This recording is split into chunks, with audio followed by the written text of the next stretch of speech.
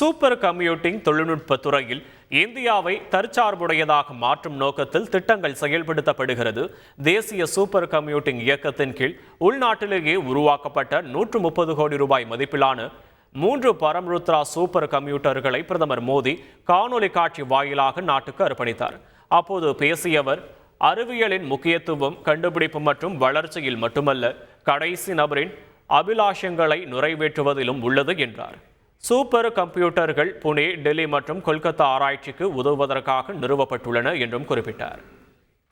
ஜம்மு காஷ்மீரில் பயங்கரவாதத்தை கொண்டுவர காங்கிரஸ் தேசிய மாநாட்டு கட்சி விரும்புகிறது என அமித்ஷா காட்டமாக விமர்சித்துள்ளார். செனானி பகுதியில் பிரச்சாரம் செய்த அமித்ஷா, காங்கிரஸ், தேசிய மாநாட்டு கட்சி, மக்கள் ஜனநாயக கட்சிகள் எல்லாம் ஜம்மு காஷ்மீரை சீரழித்து விட்டதாக குற்றம் சாட்டினார். முன்பெல்லாம் காஷ்மீரில் பாகிஸ்தான் ஆதரவு பயங்கரவாத அமைப்புகள் தாக்குதல் அன்றாட நிகழ்வதாக இருந்தது. ஆனால் மோடி அரசு 370 சட்டப்பிரிவை நீக்கியதும் மாநிலத்தில் கல்வீச்சு, குண்டுவெடிப்பு நடக்கவில்லை என்று அமித்ஷா குறிப்பிட்டார்.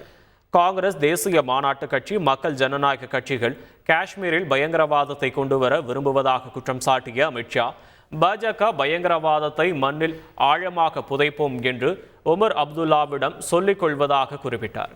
ஜம்மு காஷ்மீருக்கு 370 சட்டப்பிரிவையும் காஷ்மீர் கொடியையும் மீண்டும் கொண்டு வருவோம் என்று ராகுல் காந்தி பேசி வருவதாக குறிப்பிட்ட அமித்ஷா, நீங்களோ அல்லது எந்த சக்தியாலும் ஜம்மு காஷ்மீருக்கு 370 சட்டப்பிரிவை மீண்டும் கொண்டு வர முடியாது என்பதை ராகுலுக்கு சொல்லிக் கொள்வதாக குறிப்பிட்டார். செய்திகளை உடனுக்குடன் தெரிந்து கொள்ள உடனே சப்ஸ்கிரைப் பண்ணுங்க.